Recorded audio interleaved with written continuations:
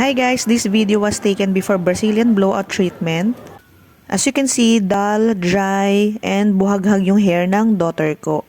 So good thing nakita ko tong Brazilian blowout treatment. And yan, nag-order na ako dito sa TikTok para matry ko sa hair niya. Safe siya for all hair types, especially sa damage, frizzy, buhaghag, and goma type of hair. So ganyan siya. Ito yung product na nabili ko. Time buy one take one siya, yung ganitong kalaking size. But now, promo nila is isang malaking size and then may isang maliit. So first, section muna natin yung hair para ma-apply natin evenly yung product. Ayan. So after that, part by part, i-apply natin yung product sa hair niya. So make sure na even yung pagkakalagay ninyo. Ganyan yung ginagawa ko sa hair niya. And then actually, tinry ko rin to sa son ko naman. Yung natira ni Alexis, nilagay ko sa son ko naman. So, after natin nalagyan siya yung buong hair, ganyan na siya dapat. So, we have to wait for 30 minutes to 1 hour.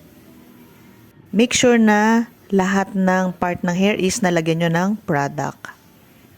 After that, yan, i-blow dry nyo siya. Actually, ito, tapos na siyang ma-blow dry yung hair niya. Kaya dry na yan. So, kung wala kayong blow dry, pwede namang electric fan. And then, paplansyahin nyo siya to lock in the moisture. Then, after that, ayan, ganyan na yung buhok niya. May volume siya and bagsak na bagsak. After the treatment, pwede nyo siyang banlawan after 3 days pa.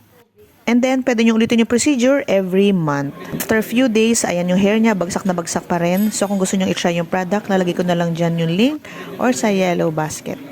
Don't forget to follow and share this video, and thank you for watching guys. Bye!